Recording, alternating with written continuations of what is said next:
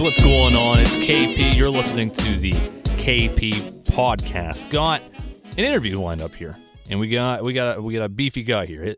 He's a brand new vocalist in a deathcore band named Awake in Providence. He's also a vocalist of another band called Entombed in the Abyss. He's the host of his own BTC podcast. Please welcome Mr. Adam Mercer. How are you doing today, Adam? How's it going, man? Oh, it's great, man. What's going on over there? Just hanging out. Hanging out, in waking Orlando, up.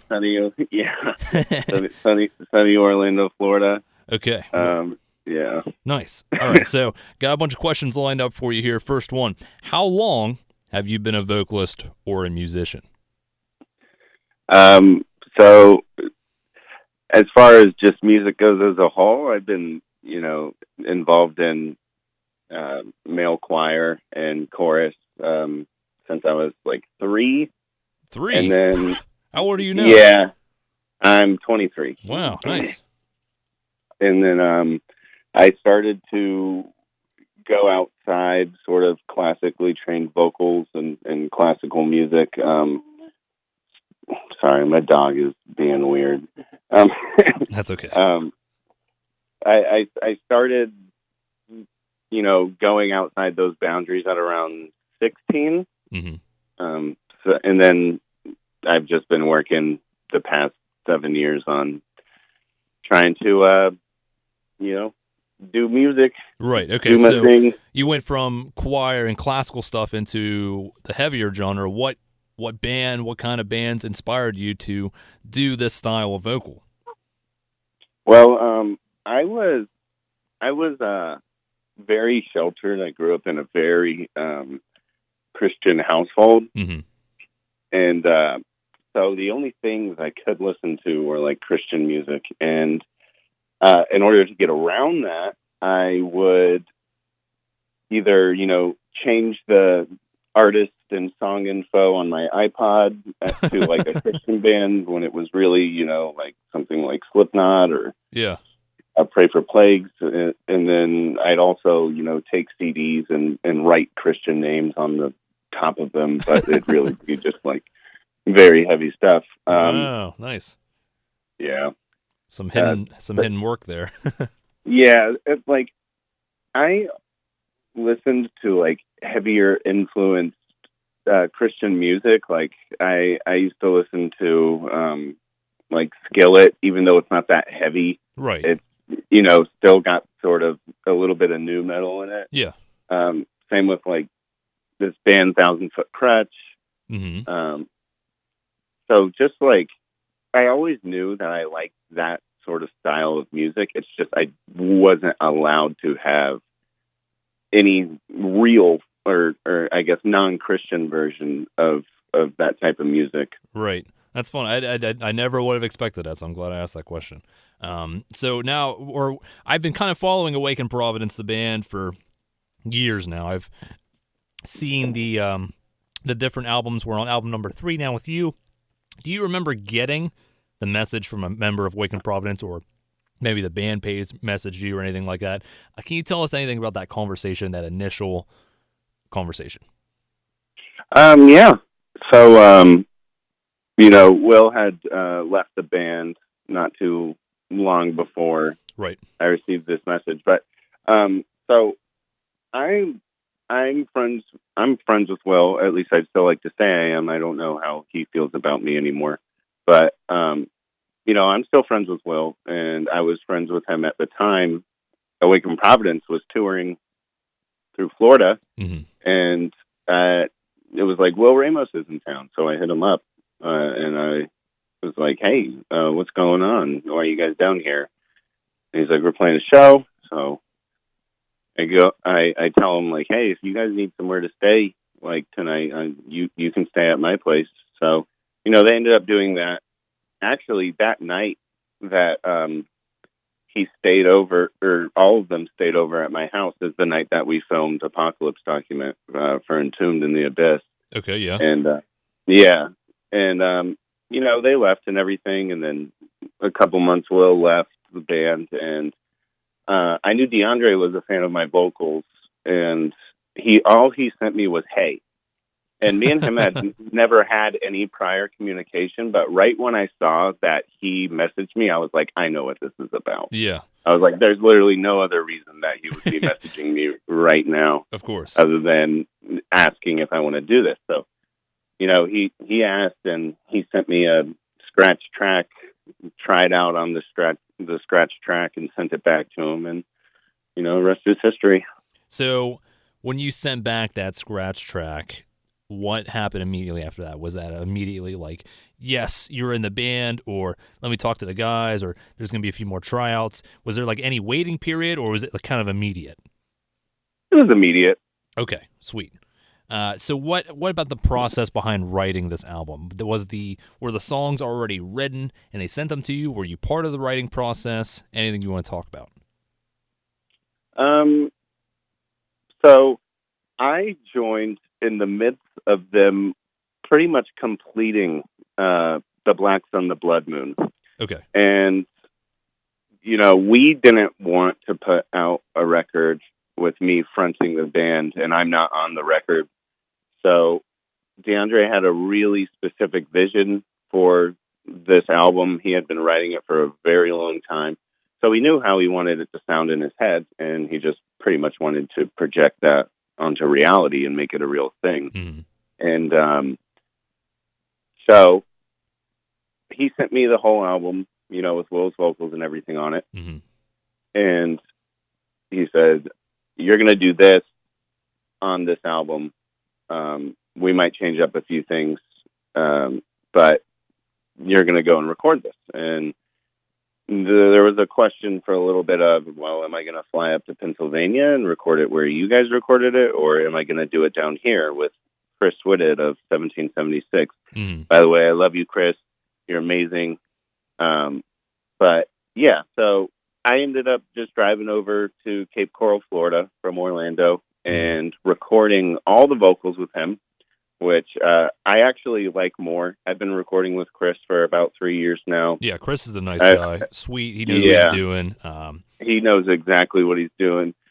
And I've been listening to, King Conquer since I was a little kid. So it was sort of like a dream come true to not only record, Entombed's first album with him, but to record all the vocals with Awakened Providence. We just click really well together. So, there were a couple spots on the album that I was like, yeah, I'm not doing that. Oh, really? Just sort of like, yeah, I was just sort of like, that's not like, no, I'm not going to record that. So you did get to be yourself a little bit on this album. It wasn't just like, okay, you're going to be doing, here's what you're doing, do it.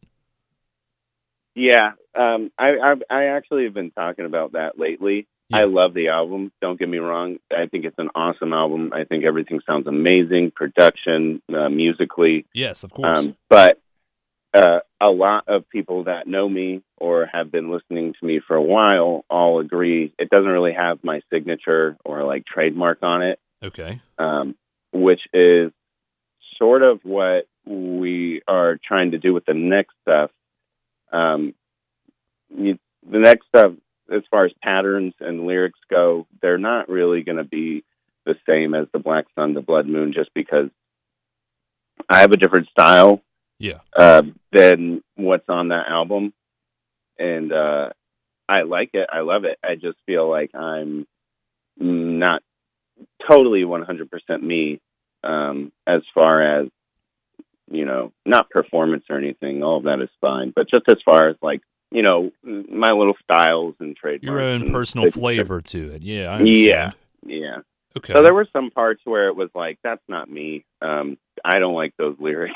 We're not going to do that part. We're going to write something else. And, it happened and turned out for the better because I feel like I pointed out a couple different spots where it was like, this is a no-go. But it all ended up coming out great. I'm super happy that I got to record it with Chris.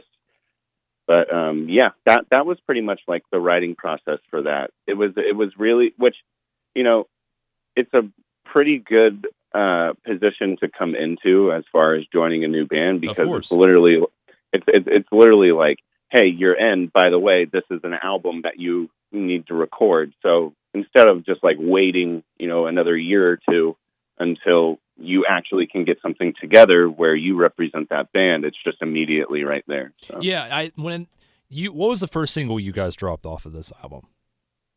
The first single? Yes, sir. It was Oblivion featuring Mark Poita from Virgin's Crown. So when that dropped, I thought, wow, okay, new vocalist, new song, new album coming out. This is a little bit quicker than I would have anticipated. So I like learning about the writing and the recording process behind an album.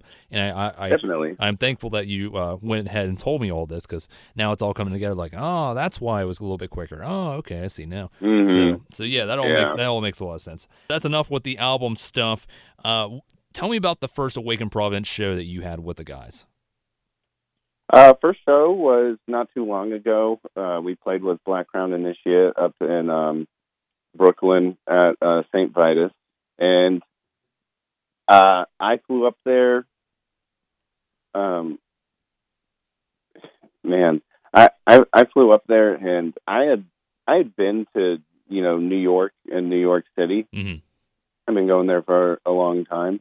But to be actually in like the heart of the city is it's a crazy thing. It takes a very specific person to sort of live there. Right. So it was definitely new for me. Other than Philadelphia, I had never been to a major city as far as like New York scale. So that was a little intimidating, but overcame it.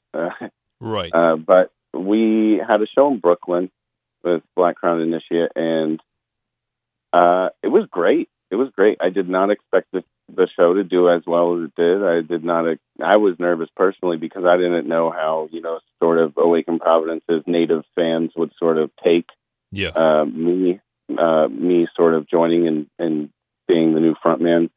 But it went well. It went better than I could have, planned it going. Very packed show, tons of crowd involvement and stuff like that, and we played spot on. So that's awesome, man. Glad to hear that. Yeah, man, it was fun. So you talked a little bit about it. I don't know if you can talk any more about it, but you mentioned how there's new stuff for you with Awaken Providence, how you'll have more of an input, or maybe putting your own style on the vocals and how you record it. What's kind of going on next for Awaken Providence? Well, right now we're in like this gray area that legally I can't really talk a whole bunch about. Okay. But we do have.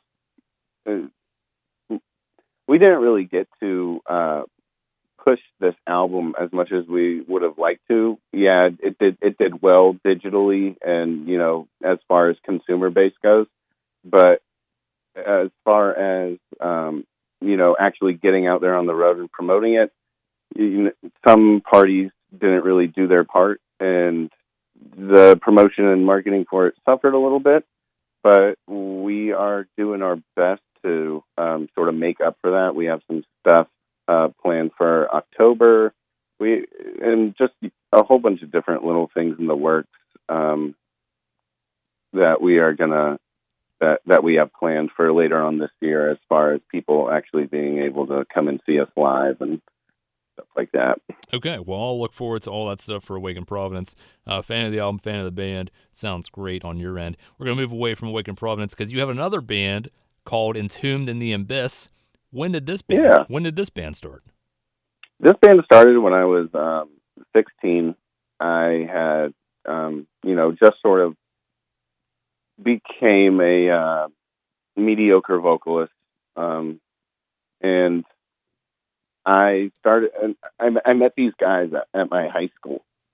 Okay. And they already had a vocalist, and then me and my best friend who also did vocals, wanted to be in a band together and, do the whole double vocalist thing, sort of like Oh with yeah, Despise Icon I remember those days. Yeah. And we wanted to do that. And so these guys in our school had this band, so we went over and, they kicked out their current vocalist, and we both were just sort of doing vocals for them for a bit.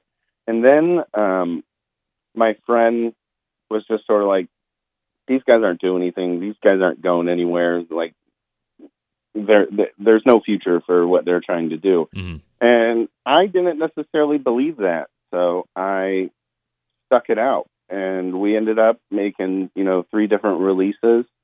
They're my best friends. I see them almost every day. They're awesome people. But yeah, that's sort of, that band is more of, a little more sentimental to me. I get to, be 100%, as far as, my writing, like what direction I want to take a release in, Mm-hmm. stuff like that. I mean, yeah, you've been there, since the beginning? So, of course, it'd be since the beginning, very sentimental, yeah. Yeah. We honestly, we were going to throw in the towel a couple of years ago, and then this is why I praise Chris so much, because Chris just really, I was done with music. I wasn't going to do music anymore.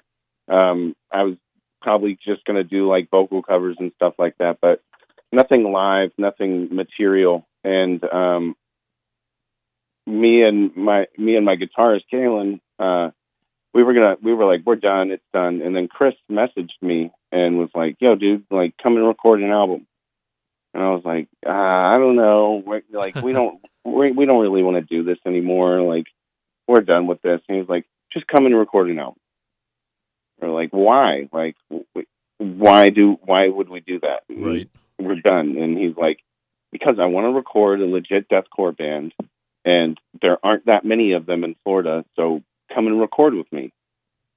So, after enough of Chris pushing us to do that, we went and recorded the album, and it was the best shit we ever wrote, in my opinion. I can't speak for everyone, but he really sort of rekindled this motivation and fire that we had to keep doing this. So that's honestly a lot of the reason why I love Chris. Chris is awesome. Yeah, I've learned a lot from Chris, working with him and talking to him just in general. I love seeing him in Body Snatcher now. I loved him in King Conquer. I'll literally love him in whatever band he's in. But I love hearing the quote, I was done with music, and now here you are. 2 bands, 2 albums, plus the other Entombed in the Abyss albums, all this other stuff going on, and you're back with music, and you're going to fight it out. Yeah. I'm more motivated than I ever been before. A lot of that is due to Chris. A lot of that is due to DeAndre. A lot of that is due to the guys in Entombed. Just because when I was offered that position at Awaken Providence, I told them, I was like, look, we don't have a full band. We're not doing anything live. We're not like super active. We have an album coming out, but that's about it. I was recently given this opportunity, and would you guys take offense to it? How do you guys feel about me, sort of joining this band? And they were all like, dude, they're nothing but supportive, because they know that I've been working at this for a while, and an opportunity like that doesn't come up every now and then. So right. They're like, dude, do it. Do what you got to do. Like, go do it. Be you. So I was like, thanks, guys. That's so good. That's so good to hear. Makes me happy. Happy for you. Has it ever? Do you think it's gonna be difficult juggling these 2 bands, or is one gonna be taking a backseat to the other, or are you just gonna be going full force with both? The plan is going full force with both. Entombed does have a full lineup now. Okay. We recently had a minor setback. Our lead guitarist Kalen, he recently got into a motorcycle accident. So he's dealing with a broken collarbone in 2 places, broken shoulder, along with it being dislocated. So he's sort of out of commission. So right now, we are looking for a fill-in - third guitarist.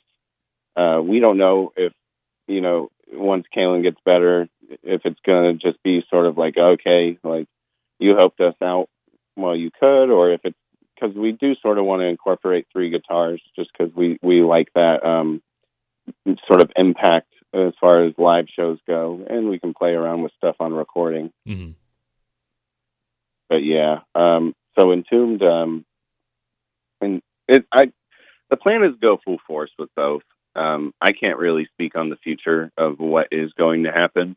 I know that as far as discussions have gone within the band, we're going to record a second full album. And when it comes to what I would have to place as more important, that's another thing I mentioned to them when I joined Awake. I was like, just because of like how this band is, this is going to have to be my primary band. Yeah. Like, I don't mean to put you guys on the back burner or anything, but that's just the way it is. They put in a lot more work over the years than we have, and they've worked hard to be at the position they're at, so they're going to have to be my main priority. And, they totally understood that. But as far as, like, stuff goes, Awaken Providence is going to have to be the bigger priority, just because that's what has to happen, Right, which is understandable. I mean, I've seen the growth of the band from the 3 albums and moving forward with whatever you guys put out next. It makes sense. So I didn't know if that would be a difficult task to do both bands, but if that's the way you're going to do it, I think you're doing it the right way. And best of luck to you with both bands and pretty much everything else you're going to be doing musically. Thank you, man. No problem at all. Is there anything else you would want to say to fans? Any closing statements here? Well, man. I know, there's a lot. Yeah. Well, as far as Entombed fans go, thank you guys for keeping up with us and supporting us for so long. We went through a while there where we were promising a whole bunch of stuff and it didn't come out, but it finally come out. So thank you guys for sticking around. As far as Awaken Providence fans go, you guys have been awesome. You guys are most of the reason why this release did well, even without, the correct support. But you guys made it awesome, and we're glad that you guys like it, and we're going to keep continuing to try and make stuff that you guys like. And if anyone, needs any vocal lessons or advice, or someone wants to come on my podcast or whatever, you can find me on Facebook, you can find me on Instagram, you can find me on all that stuff. Okay, sweet. Adam, thank you so much. I'm going to talk to you here in a little bit off air. That's Adam from Awaken Providence, Adam Mercer. He just joined Awaken Providence. They got a new album out. Go check that out. He's also has a band called Entombed in the Abyss. Also has a new album out. Go check that out. Host of the BTC Podcast. Go check that out when you can. Thank you guys so much for checking this podcast out. Appreciate it very much. Appreciate Adam for being my first official guest on this podcast. So if you guys enjoy it, super appreciate all your support. And we'll talk to you guys next time.